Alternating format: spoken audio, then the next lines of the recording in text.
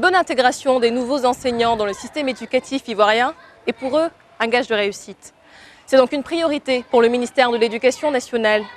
Alors comment s'y prend-il pour recruter, former et déployer ces jeunes professeurs partout sur le territoire national? Et surtout, comment ces jeunes enseignants sont-ils accueillis? Pour le comprendre, nous avons promené nos caméras un peu partout dans le pays.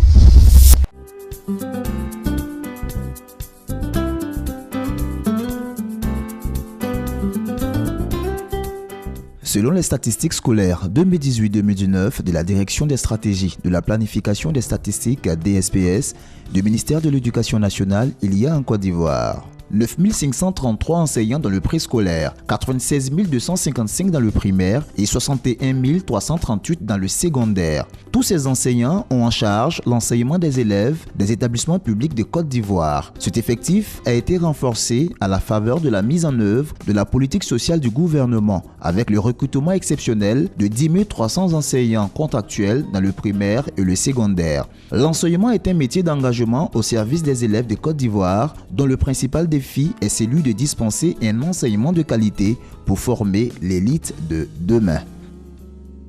À Nidion, dans la sous-préfecture de Kombolokora, localité située à 32 km de Korogo, l'école primaire publique est tenue par Tayebi et ses collègues. Ce métier, ils l'ont choisi par vocation. C'est un métier que j'aime. Il faut aimer d'abord le métier d'enseignant. Partout où on t'envoie, il faut accepter. Le métier de l'enseignement est un sacerdoce, mais aussi une véritable passion. En zone rurale, malgré la bonne volonté des enseignants, les conditions de travail et de vie restent difficiles. Dans certaines localités, l'accès aux services sociaux de base n'est pas toujours aisé. Surtout au niveau des logements. Il n'y a que 2 enseignants qui ont des logements ici. Et depuis 2014, quand je suis arrivé au poste, il n'y avait pas réseau, il n'y avait pas courant. L'intégration des enseignants dans la communauté est l'affaire de tous. Chefferies traditionnelles, COGES, autorités préfectorales et administratives s'impliquent pour faciliter leur insertion en les aidant à surmonter les difficultés.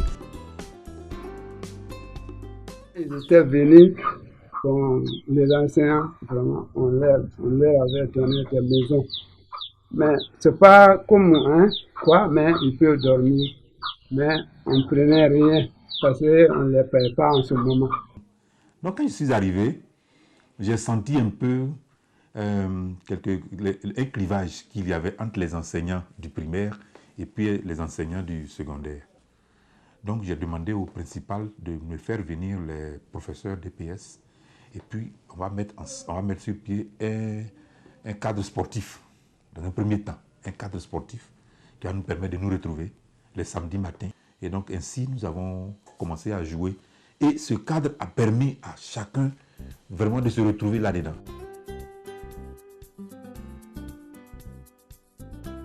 Les jeunes enseignants ont besoin de bénéficier de l'assistance nécessaire pouvant les aider à intégrer leur environnement. Dans la direction régionale de l'éducation nationale de Korogo, par exemple, le premier responsable, Kofi Kobena Yassin, a instauré un ensemble de mesures.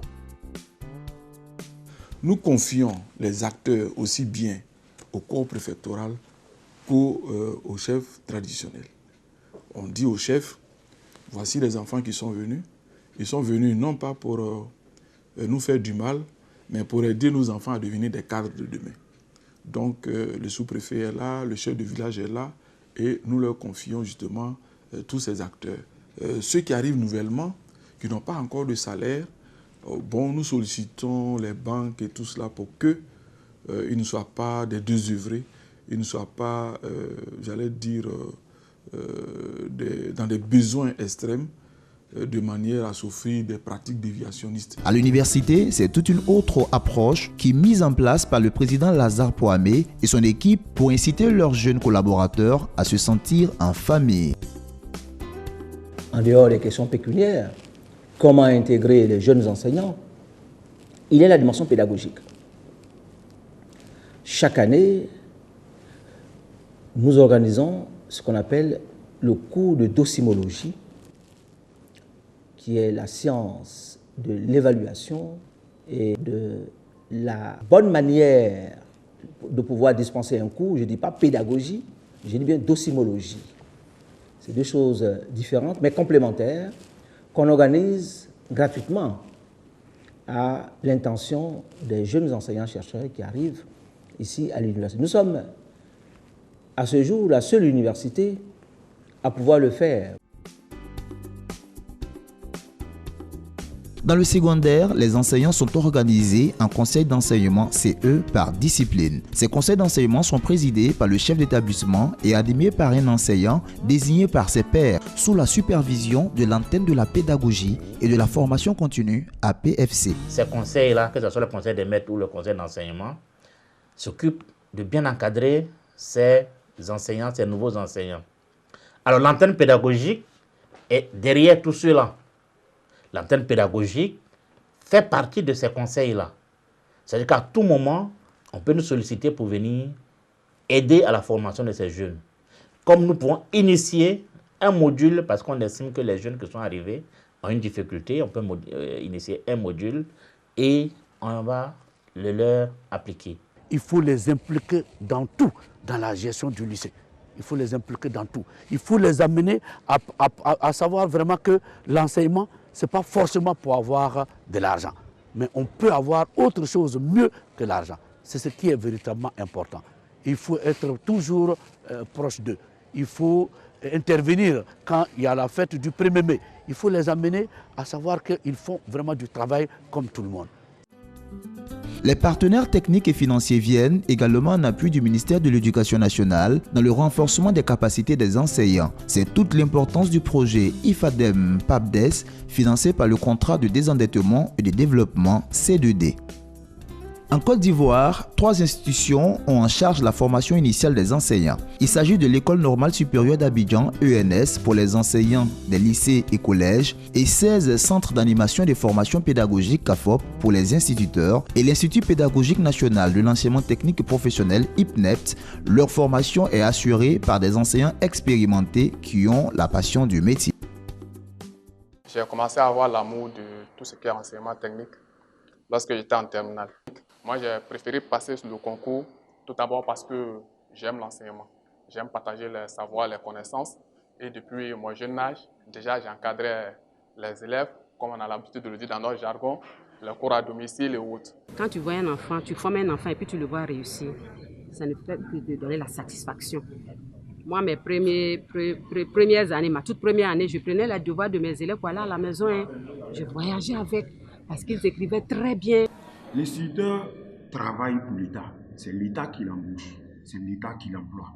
Et donc, par conséquent, la Côte d'Ivoire est le territoire national. Il n'y a pas d'endroit où l'enseignant ne doit pas aller. Quel que soit l'endroit. Moi, je vais même dire, si on m'envoie là où il n'y a même pas l'eau, je vais y aller. Quand on arrive, on sait s'adapter. Je vais creuser même, s'il faut, une fosse pour avoir ne serait-ce que de l'eau pour subsister et transmettre tout ça. À ces jeunes enseignants qui viennent à l'enseignement, je leur dirais une seule chose dès le départ, qu'on ne vient pas à l'enseignement pour s'enrichir. On a une richesse qui est insondable. Il faut aimer ce métier pour pouvoir distiller le vrai savoir à ces jeunes gens-là qui représentent la nation de demain. L'avenir appartient à la science et à la technologie, disait feu le président Félix Houphouët-Boigny. Cette pensée du premier président de la République de Côte d'Ivoire a inspiré de nombreuses jeunes femmes dans le choix de leur carrière. Je suis passionnée par l'enseignement et j'ai été, je dirais, émerveillée par nos maîtres qui nous dispensaient les cours. Donc, j'ai voulu partager ces connaissances avec mes jeunes frères. Ce que je transmets en premier, c'est la passion de la chose. Je dis toujours que quand on vient aux études supérieures, c'est parce qu'on est passionné de ce qu'on veut faire. Quand il n'y a pas de passion, on ne peut pas poursuivre. Très sincère, au début, je ne visais pas l'enseignement. Voilà, je visais plus l'industrie pharmaceutique parce que j'ai toujours été fascinée par ces molécules qui ont des intérêts biologiques au niveau de la santé humaine.